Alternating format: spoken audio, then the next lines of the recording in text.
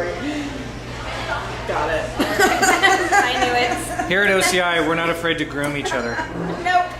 Let me in there. All right, ladies, if you don't mind, state your name for the camera. I'm Jennifer Garcia. I'm Morgan Jacobson. And what are you guys doing today? You know, Making a mess. We're finishing our last day. And so this is the final day of school here. Yes. You've been here for 6 months.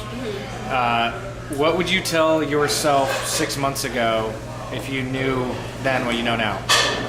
If you could inform yourself to prepare yourself. I would have told myself to stop hating Morgan and just realize we were going to be best friends. Just be friends. It really would have weeded out a lot of issues that we had early on. Okay. Yeah. Nice. Morgan, how about you? Oh, same thing. Same thing. Totally hated her. Okay. Yeah. And that was really the only thing holding me back in life, you know? I was like, I'm confident. This is a great experience. I'm changing careers. This is something new. But, you know, this Jennifer kid. Who does she think she is? Who does she think she is? Was basically what he had to say most of the time, but he figured it out. But now you know who she thinks she is and you're okay with it. Oh, yeah, I love it. Okay. It's great. Now, BFF. where were you guys before you came here? What were you doing? How'd you end up here? Before I started culinary school, I was managing a restaurant for the previous 4 years in Eugene, Oregon. And before that? Just been in the restaurant business for a really long time, doing management, cooking, that kind of thing. I decided that I had a lot of holes in my education and experience, and that I wanted to fill those holes, and I thought culinary school would be a really good way to do that.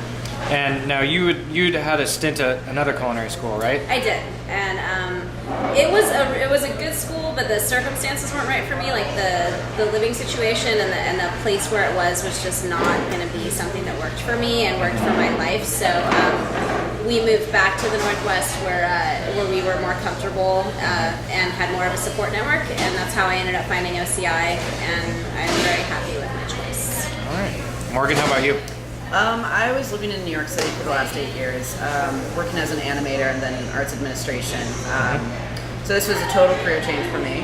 I was really tired of sitting behind a desk all day, pushing papers, you know, just office work. I had too much energy and too much creativity to be doing that, and had to get that out somehow. And always hosted really big dinner parties in New York in my apartment, and that's, I think, where it started, and really got into the idea of nutrition and food and how it works with your body and stuff like that. So when I decided it was time to change careers, I started looking at culinary schools in New York, but decided that if I was going to change careers, why not change location as well? So made a total move to the West Coast, and totally love it.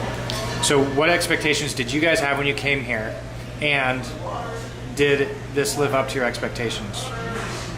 Well, I don't think I had a lot of expectations because I had already kind of had that weird experience at my other school, and I was very much like unsure of what to expect from a school environment after already being in the industry for as long as I was. So I wasn't really sure what to expect. And one thing that I found to be the case, especially now that I'm finished, is that there's so much talent in the faculty under this roof, and there's so much that they have to offer, and being able to have the opportunity to work with the chefs that I've worked with and learn what I've learned has just been really valuable, and more to the extent that I don't know that I expected that there would be that much collective talent here, and there really is. So that for me was surprising and beneficial.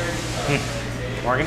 I would agree with that. That working with the instructors is one of the best things about this school, because each one is very, very different, and each one can offer you a different perspective or a different idea, a different way of doing things, which is actually great because once you get out in the industry, however your chef tells you to do things, that's how you do it, and you are absorbing different ways of producing plates with each person.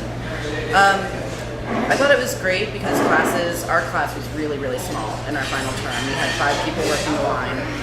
We each got to work one-on-one with our chef a lot, get a lot of personal feedback, which was great. And I don't know if this happens with every class, but our class just really clicked, and we were able to work together and be able to communicate without even having to talk, really.